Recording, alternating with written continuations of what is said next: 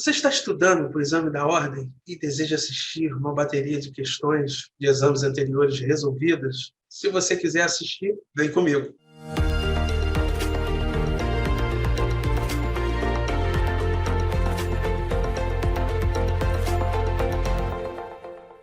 Fala pessoal, Sérgio Mota aqui hoje para a gente apresentar mais uma bateria de questões de ética, desta vez do 28º exame. São questões aí muito importantes aí para quem vai fazer a prova da OAB, galgar aí os seus 40 pontos. Se você validar o conteúdo e gostar da nossa aula, você já deixa o seu like, se inscreve no canal e ativa o sininho para receber as notificações das demais aulas que estão por vir. Bons estudos! Fala pessoal, Sérgio Mota aqui hoje para a gente corrigir as questões de ética do 28º exame. Vamos lá? Olha só. Primeira questão, prova tipo 1, branca, tá? Eduardo contrata um advogado, o advogado Marcelo, para propor ação condenatória de obrigação de fazer em face de João. São convencionados honorários contratuais, porém, o contrato de honorários advocatícios é omisso quanto à forma de pagamento. Proposta ação, Marcelo cobra de Eduardo o pagamento de metade dos honorários acordados. De acordo com o Estatuto da OAB, assinale a afirmativa correta. Pessoal, questão interessante aí de ética, mas ela é importante também para eu mostrar para vocês como que a banca ela cobra de forma aparentemente sucinta um assunto tão importante, né, dentro do Estatuto da Ordem, né, que são honorários advocatícios. E eu sublinhei aqui e circulei o que vocês precisam prestar atenção na hora da prova. Vocês sabem que o nosso curso ele também mostra para vocês como que vocês devem abordar a questão na hora da prova. Toda a questão da ordem, tanto da primeira fase quanto da segunda fase, possui uma fundamentação legal. E eis aqui a fundamentação legal dessa questão. Tá? O Estatuto da Ordem, né? A Lei 8.906, artigo 22, parágrafo 3º. Ah lá, salvo estipulação em contrário, 1/3 dos honorários é devido no início do serviço, o outro terço até a decisão de primeira instância, e o restante no final. Tá? Então, salvo estipulação em contrário no contrato de serviços advocatícios, se ele for omisso, se o contrato for omisso, o Estatuto vem para dirimir essa lacuna. Tá bom? Vamos lá, pessoal. Letra A. Marcelo pode cobrar metade dos honorários no início do serviço? E aí, pessoal? Eis a questão, né? Olha lá, proposta ação, Marcelo cobra de Eduardo o pagamento de metade dos honorários acordados, logo que foi proposta a ação, né? E a gente viu que não. E vocês sabem como é que eu faço. A gente tica o que vocês, na hora da prova, terão que verificar. Toda assertiva errada pode e deve ser descartada. Olha lá.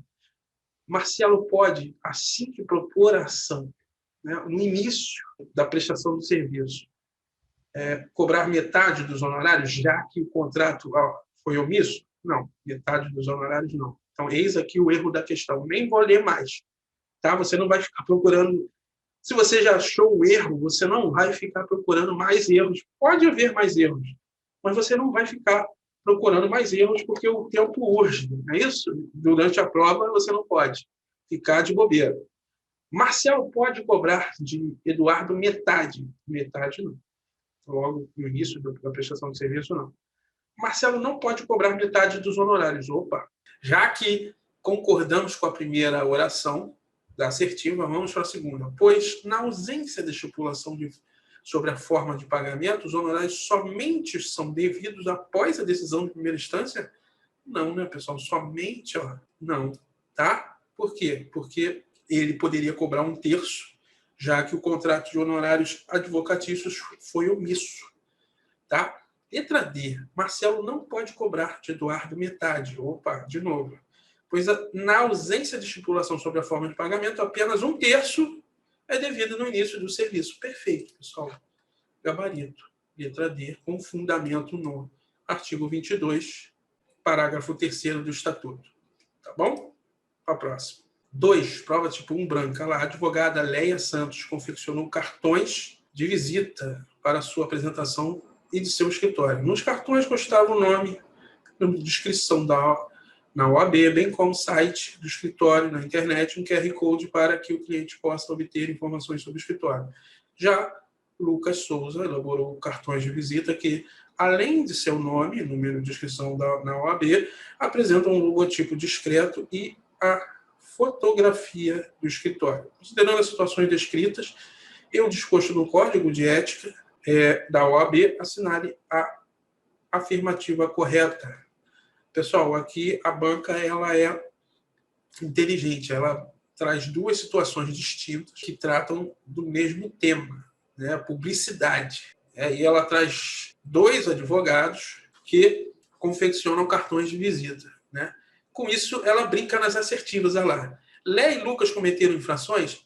Às vezes, pessoal, você precisa ir na assertiva ou nas assertivas para que você consiga ver o que o examinador quer. Então, ele quer que você identifique ou não nas ações de Leia Santos e Lucas Souza infrações ao Código de Ética. É isso que ela quer, olha só. Leia e Lucas cometeram infrações. Letra B, nenhum dos advogados cometeu infração. C, apenas Leia cometeu infração. E D, apenas Lucas. Ela brinca com essas possibilidades. Você percebe que uma assertiva exclui as demais. Agora você só precisa identificar se houve infração. E para isso a gente vai no Código de Ética e Disciplina da OAB, artigo 44. Na publicidade profissional que promover ou nos cartões e material do escritório de que se utilizar, o advogado fará constar seu nome ou da sociedade de advogados, o número ou os números de inscrição na OAB. Poderão ser referidos apenas os títulos acadêmicos do advogado e as distinções honoríficas relacionadas à vida profissional, bem como as instituições jurídicas de que faça parte, e as especialidades a que se dedicar. O endereço de e-mail, site, página eletrônica, QR Code, logotipo e a fotografia do escritório, o horário de atendimento e os idiomas em que o cliente poderá ser atendido.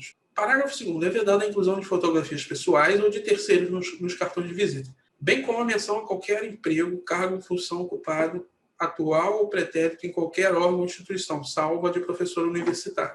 Pessoal, lendo o artigo 44, parágrafos 1º e 2º, você verifica que não houve tanto Leia. Olha lá, nos cartões de visita de Leia, nome, número de inscrição na ordem, bem como o site do escritório na internet, QR Code, para que o cliente possa obter informações sobre o escritório, tudo perfeitamente de acordo com o que consta no parágrafo 1º do artigo 44 do Código de Ética. Tá? Lucas Souza, mesma coisa. Ó.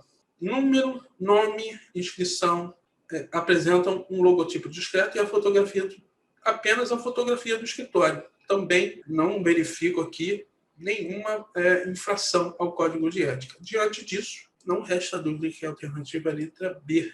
Gabarito é a letra B. Tá? Nenhum dos advogados cometeu infração ética, pois os elementos inseridos em ambos os cartões de apresentação são autorizados. Essa assertiva exclui as demais, não precisa eu ficar ticando aqui de vermelho. Tá bom, pessoal? Vamos para a próxima. Olha lá, pessoal, questão 3, prova tipo 1 branca. Maria teve processo disciplinar recém-instaurado contra si no Conselho Seccional da OAB, no qual está escrito: no dia seguinte à sua notificação por meio digital, encontra-se no fórum com Tânia, sua ex-colega de faculdade, que veio comentar com Maria sobre o conteúdo do referido processo. De acordo com o Estatuto da OAB, Tânia poderia conhecer o conteúdo do processo disciplinar instaurado em face de Maria por qualquer meio. Aí, de novo, pessoal, vamos nas assertivas para a gente ver como que o examinador brinca com as possibilidades. Quais são as possibilidades que Tânia teria acesso ao processo disciplinar de Maria? Por qualquer meio, se fosse parte defensora, caso tivesse tido acesso à notificação judicial, feita por edital em nenhuma hipótese, dada a natureza sigilosa da sua tramitação. Pessoal, artigo 70 do Estatuto. Olha lá, o poder de punir disciplinarmente os inscritos na OAB compete exclusivamente ao Conselho Seccional em cuja base territorial tenha ocorrido infração, salvo se a falta for cometida perante o Conselho Federal. O processo disciplinar instaura-se de ofício ou mediante representação de qualquer autoridade ou pessoa interessada. O Código de Ética, disciplina estabelece os critérios de admissibilidade de representação dos procedimentos disciplinares. Parágrafo 2º que eu destaquei aqui para vocês. O processo disciplinar tramita em sigilo. De novo, o processo disciplinar tramita em sigilo. Essa é a regra. Até o seu término, só tendo acesso às informações às partes, seus defensores e a autoridade judiciária competente. Portanto, olha lá, Tânia poderia conhecer o conteúdo do processo disciplinar instaurado em face de Maria se fosse parte, ela não é, defensora de parte ou autoridade judiciária competente, dada a natureza sigilosa de sua tramitação. Perfeito. Então, a regra é o sigilo no processo disciplinar. E só podem ter conhecimento das informações que constam no processo as partes, seus defensores e a autoridade judiciária competente, tá bom? Gabarito aqui, pessoal, é letra B, tá? Eu destaco aqui, ó, nunca poderia ter por qualquer meio, dá a entender que não é sigiloso. Dada a natureza pública, não é pública. Se tivesse acesso à notificação inicial feita por edital, pessoal, se é sigiloso, dada a natureza pública, né? Não, né? Tá bom? Em nenhuma hipótese, ele restringiu demais também e deixou a assertiva incorreta. Gabarito, a letra B. Vamos para a próxima. 4, pessoal. Em certo estado da federação, há notícias fundadas acerca de irregularidades na Caixa de Assistência de Advogados, em razão de malversação de receitas, gerando hipótese de intervenção. Considerando a situação hipotética, assinale a afirmativa correta. Pessoal, questão difícil, porque quando a questão trata de órgãos da OAB, e no caso aqui nós estamos falando de órgãos que têm o poder de gerir receitas dentro da ordem dos advogados no Brasil, não é um assunto muito popular. Mas é que se você for inteligente e você entender a sistemática, você resolve. Olha só, letra A. Quanto à receita destinada à assistência de advogados, cabe-lhe metade das anuidades. Aí você vai para B, ó. Quanto à receita destinada à Caixa de Advogados, não lhe podem ser destinados valores decorrentes de anuidades recebidas. Então, ora ele diz que cabe metade das receitas das anuidades, ora ele diz que não cabe nenhuma receita, né? 0 receita de anuidade. Então, você precisa verificar essas diferenças. Toda questão tem dentro das assertivas, em regra, né, o que diferencia uma das outras. A letra C, quanto à receita destinada, cabe a metade. Então, 2 vezes ele já disse que cabe a metade. D, quanto à receita destinada à assistência de advogado, não lhe podem ser destinados valores decorrentes de anuidade. Então, ora ele diz que não pode nenhuma receita de anuidade, ora ele diz que cabe a metade. Vamos lá no regulamento do Estatuto da Advocacia, que diz o seguinte, artigo 57. Cabe à Caixa de Assistência de Advogado a metade da receita de anuidades, incluídas as eventuais atualizações monetárias e juros recebidas pelo Conselho Seccional, considerado o valor resultante após as deduções obrigatórias nos percentuais previstos no artigo 56. Então, você já viu que cabe à Caixa de Assistência de Advogados a metade da receita de anuidade. Então, a gente já viu aqui a letra B. Não lhe pode ser destinados valores, o não deixa assertiva incorreta. E na letra D, o não deixa assertiva incorreta. Ok? E agora a gente precisa diferenciar a A da C.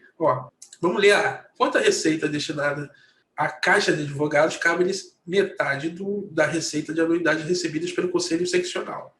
Então, os Conselhos Seccionais disponibilizam metade das receitas de anuidade à Caixa de Assistência de Advogados. Diante da notícia de malversação dos valores, a intervenção na Caixa de Advogados é atribuição do Conselho Seccional do Estado X, que é a informação que ele nos dá no enunciado da questão. Ok? E na letra C, ele diz o seguinte, diante da notícia de malversação dos valores, a intervenção na Caixa de Assistência de Advogados é atribuição do Conselho Federal. Vamos lá, pessoal. Artigo 105 do regulamento. Compete ao Conselho Seccional, além do previsto no artigo 57 e 58 do Estatuto, intervir parcial ou totalmente nas subseções e na Caixa de Assistência de Advogados, onde, quando constatar grave violação do Estatuto, deste regulamento e do regimento interno do Conselho Seccional. Artigo 58 do Estatuto. Compete privativamente ao Conselho Seccional fiscalizar a aplicação de receita, apreciar o relatório anual e deliberar sobre o balanço e contas da diretoria, das diretorias de subseções e da Caixa de Assistência de Advogados. Portanto, diante da malversação, com fundamento no artigo 105, inciso 3º do Regulamento Geral, o gabarito aqui é letra A. Tá bom, pessoal? Porque cabe ao Conselho Seccional, não cabe ao Conselho Federal. Eis aqui o erro da questão. Tá bom? Da assertiva, desculpa. Vamos lá? Para a próxima? 5, pessoal. O Gabriel, advogado, teve aplicada contra si penalidade de suspensão, em razão da prática das seguintes condutas: atuar junto a cliente para a realização de ato destinado a fraudar a lei, recusar-se a prestar contas ao cliente quantias recebidas dele e incidir em erros reiterados que evidenciaram inépcia profissional. Antes de decorrido o prazo para que pudesse requerer a reabilitação quanto à aplicação dessas sanções e após o trânsito e julgado das decisões administrativas, instaurou-se contra ele, em razão dessas punições prévias, novo processo disciplinar, com base no caso narrado, assinale a opção que indica a penalidade disciplinar a ser aplicada. Pessoal, ele infringiu o Estatuto, artigo 34, incisos 17, 21 e 24. Prestar concurso a cliente ou terceiros para realizar ato contrário à lei ou destinado a fraudar. Recusar-se injustificadamente a prestar contas.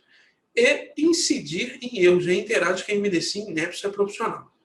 Artigo 37 do Estatuto. A suspensão é aplicável nos casos das infrações destinadas nos incisos 17 a 25, que é o que o enunciado nos mostra que ele, nas 3 infrações, teria aplicado contra si a penalidade de suspensão por 3 vezes, né? E no artigo 38 diz o seguinte: a exclusão é aplicável nos casos de inciso 1, né?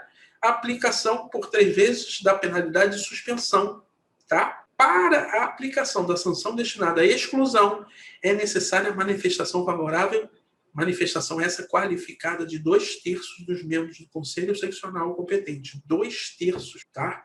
Então, nós já sabemos que a penalidade, né, com base no caso narrado, assinar a opção que indica a penalidade disciplinar ser aplicada após a verificação dessas 3 hipóteses de suspensão. Aí nós já verificamos que exclusão e não suspensão. Então, aqui já excluímos a D e a B.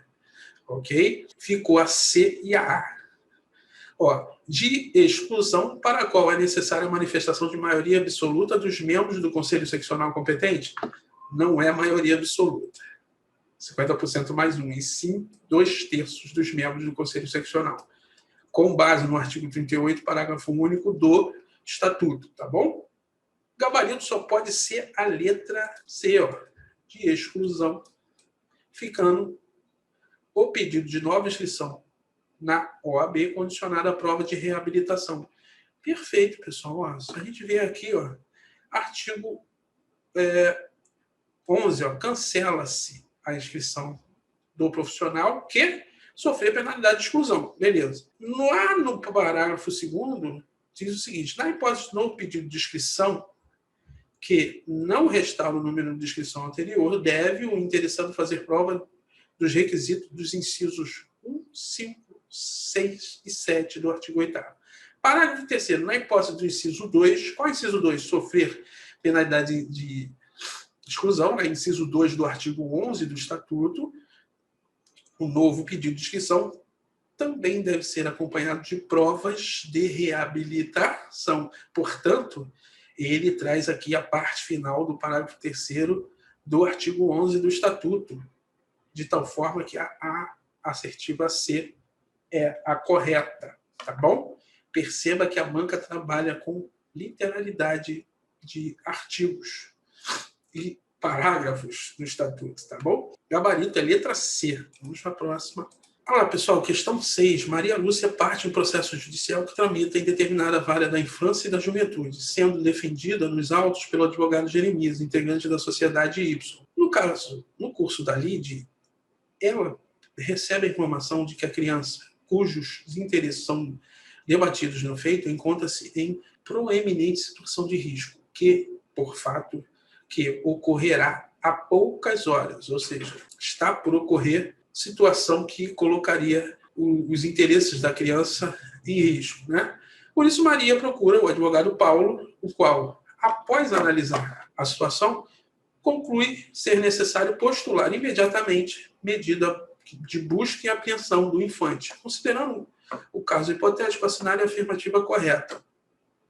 Aí ele vem, ó, Paulo poderá aceitar a procuração de Maria Lúcia e postular. Paulo poderá aceitar e postular apenas após prévio conhecimento de Jeremias. Paulo poderá aceitar apenas após prévio conhecimento. Na letra A, independentemente de prévio conhecimento. Paulo não poderá aceitar a procuração.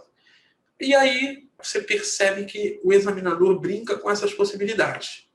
E vocês sabem que a banca FGV, como outras bancas, adora exceção. Existe um conceito, né, uma afirmação de que a verdade está nas exceções. Né? O conhecimento é bem medido conforme você conheça as exceções. Né? Eu discordo, mas nós temos que trabalhar com o que temos. Então, olha lá, artigo 14 do Código de Ética e Disciplina da Ordem. Olha lá, o advogado não deve aceitar a procuração de quem já tenha patrono constituído, sem prévio conhecimento deste, salvo por motivo plenamente justificável ou por adoção de medidas judiciais urgentes e inadiáveis. É o caso aqui. Então, o advogado deve aceitar, vamos ler de outra forma, o advogado deve aceitar a procuração de quem já tenha patrono quando houver motivo plenamente justificável para a adoção de medidas judiciais urgentes e inadiáveis. Ok? Gabarito aqui é a letra A, porque trabalha na exceção.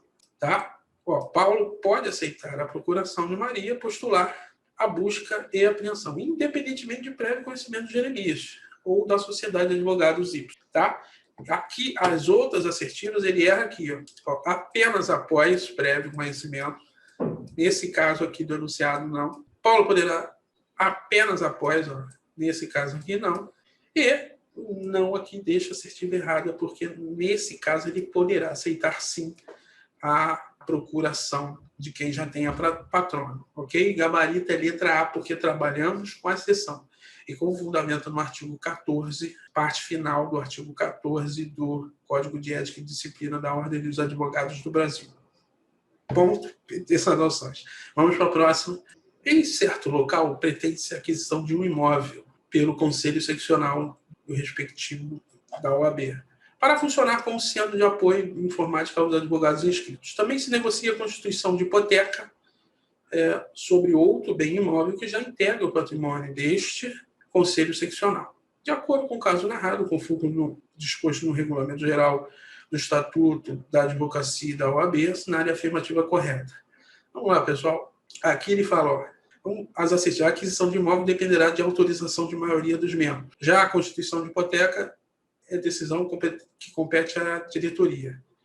Aí ele brinca com essas possibilidades. Tanto a aquisição de imóvel como a constituição de hipoteca dependerão de autorização. Tanto a aquisição de imóvel como a constituição de hipoteca são decisões do Conselho. E na letra D, a aquisição é decisão competente da diretoria, já a constituição de hipoteca dependerá de autorização dos membros. Então, ele mistura essas possibilidades.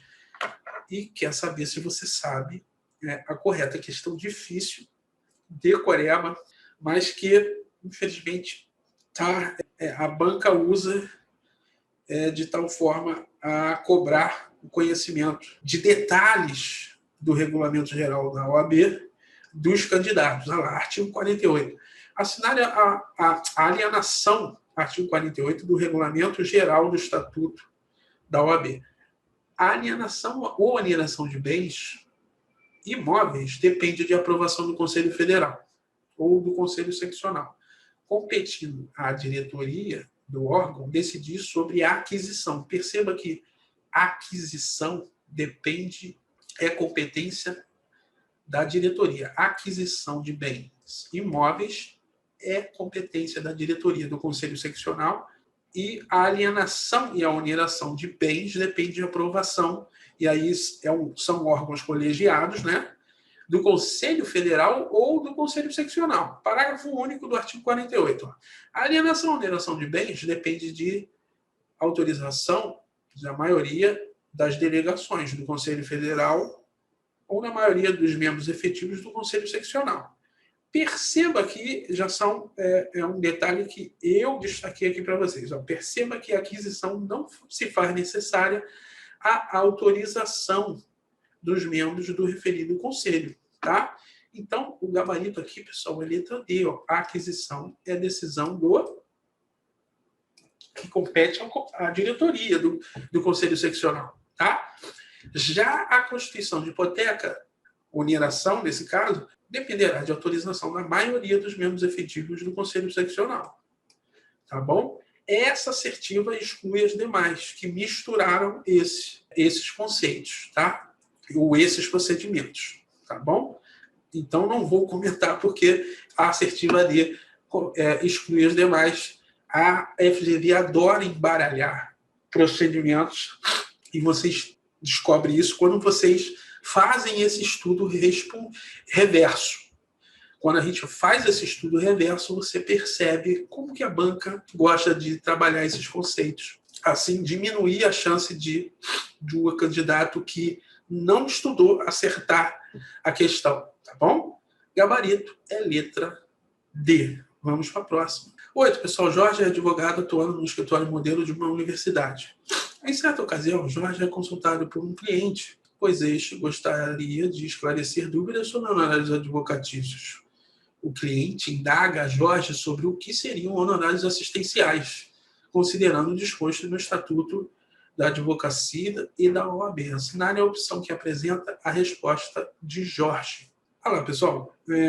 Artigo 22 do Estatuto. A prestação de serviço profissional assegura aos inscritos da OAB o direito a honorários convencionados, aos fixados por habilitamento judicial e aos de sucumbência. Tá? Parágrafo 6º que eu destaquei aqui porque é importante. O disposto neste artigo aplica-se aos honorários assistenciais, compreendidos como fixados em ações coletivas por propostas por entidades de classe em substituição processual, sem prejuízo dos honorários convencionais. Portanto, pessoal, honorários assistenciais são honorários que são devidos em ações coletivas e propostas por entidades de classe, quando atuam em substituição processual, e esses honorários assistenciais são devidos independentemente dos honorários convencionais contratados. Né? Então, é uma nova espécie devida, nesse caso, incluída pela Lei 13.725 de 2018, né? Já que o advogado ou a sociedade de advocacia está trabalhando para diversas pessoas que são representadas pela entidade de classe. Tá bom? Então, fica a dica. O gabarito aqui, pessoal, é letra D. Olha lá, os honorários assistenciais. E que a letra D copia o parágrafo 6º do artigo 22 do Estatuto. Olha lá. Os honorários assistenciais são aqueles fixados em ações coletivas propostas por entidade de classe em substituição processual. Tá? Na letra A, ele fala que honorários assistenciais são aqueles pagos diretamente ao advogado que promove a juntada aos autos do seu contrato de honorários antes de expedir o mandado de levantamento ou precatório. Não é esse o conceito, tá, pessoal? Honorários assistenciais são aqueles devidos ao advogado em periodicidade determinada pela prestação de serviços advocatícios de forma continuada em situações em que o cliente venha a ter necessidade como contrapartida a chamada a advocacia de partido, também não. E os honorários assistenciais são aqueles fixados pelo juiz ao advogado indicado para patrocinar causa que juridicamente necessitado. No caso de impossibilidade de defensoria pública ou no local de prestação, também não. Né? Muita gente marcou essa, mas não. Tá? Gabarito é letra D. Tem que ficar atento a aos tipos de honorário, porque geralmente são cobrados aí na prova da ordem. Tá bom, pessoal? Na letra A, são aqueles diretamente para o advogado que promove. Aqui, geralmente, é honorários de sucumbência, né, pessoal? Não, e na letra B, não se trata de honorários assistenciais, nada tem a ver com advocacia de partido. E também, na letra D, também não tem nada a ver com honorários que geralmente são fixados pelo juiz quando o advogado ele patrocina ações em locais que não há defensoria pública, tá bom? Gabarito é letra D. Com isso, a gente termina aqui o nosso módulo de ética do 28º exame. Bons estudos. Até a próxima.